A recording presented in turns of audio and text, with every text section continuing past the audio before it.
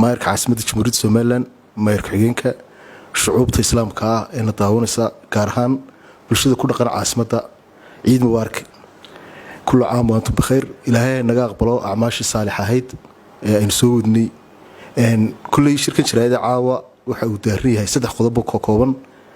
oo ka ugu horeeya yahay in bulsho weynta ku dhaqan caasimadda aan u sheegno howlgallo runtii maayarku nagu horkacay oo ilaa sabtidii socday in aan runtii ku guuleysanay in la diyaariyo goobihii salaada ciidda barakaysan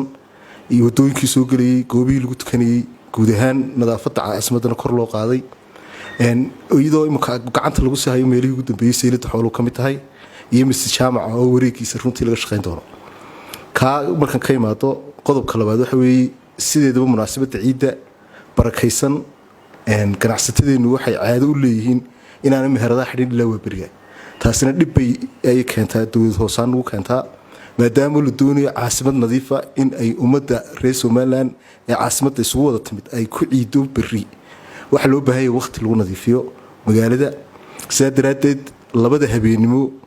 marka ay gaadho meheradaha waxa laga codsanayaa oo la amrayaa inay wada xidhaan si markaa labada saacadood iyo barhka ka hadhay waaberiga shaqaalaha iyo gaadiidka nadaafaddu ay si hufan uga shaqayn karaan waayo inta meheradu furan tahay xashiishkuna uu soconayaa dadka weynaha ku dhaqan caasimaddana waxaan ka codsanaynaa inta ka horeysa qof waliba inuu adeegiisii dhammaysto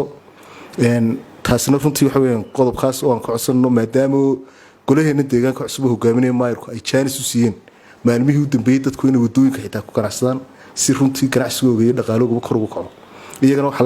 laga codsanayaa sidaa loo ixtiraamay iyaguna inay go-aanka qaranka iyo maamulka caasimadda ixtiraamaan oo saacaddaa laga doonayay runtii ay meheradooga xidhaan kole ciidamadii amniga iyo shaqaalihii iyo ayaa dee soo geli doona ciddii amarka qaadi weydana sharcigaa la mari doona taa markan ka imaado qodobka ugu dambeeya waxa weeye olole aynu u ballansanayn khamiisaha sida caadiga ah ee maayarka caasimadda ku dhawaaqay khamiistan soo socota waxaa ku beegan ciiddii baa kasoo duldhacday hase ahaatee ololihii billaha ahaa ee uu maayarku inoo calaamadiyey ee guud ahaan degmooyinka oo dhan ka dhacayay ayaa khamiistanta ku xigta 29 bisha ka dhici doona guud ahaan degmooyinka caasimadda waxaan runtii ugu baaqanaa bulshada ku dhaqan caasimadda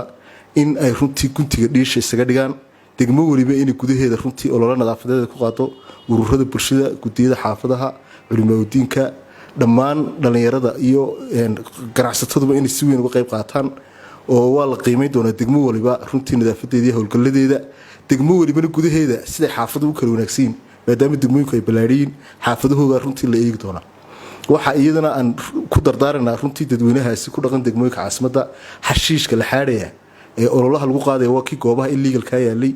waa ka wadooyinka yaala waa ka meelaha aan ku haboonin dadka ay ku qabeen iyo laagaha hase ahaatee qashinkii guryaha aynu ku haysanay jadwalkii shirkadaad ku haysan doontaan hana soo saarina fadlan oo dadku caadi ka dhigtaan ololay maqlaan qashinkii guryaha soo baxaya maxaynu guri markaa kii wadooyinka yaalay si markaa aynu gaadiidkeennii iyo waxeenii aynu uga faa'iidaysano qashinka la guraya waa kaa dibadda inoo yaala ee ummadda dhibaya ee runtii taargetkeenu yahay ka ugu dambeeya xagga ololaha waxaan ka codsanay gaadiidkaasi maadaama gaadiid private ay ka qayb qaadanayaan in meeshii loogu talagalay geeyeen oo degmo waliba dhambisayidka u dhow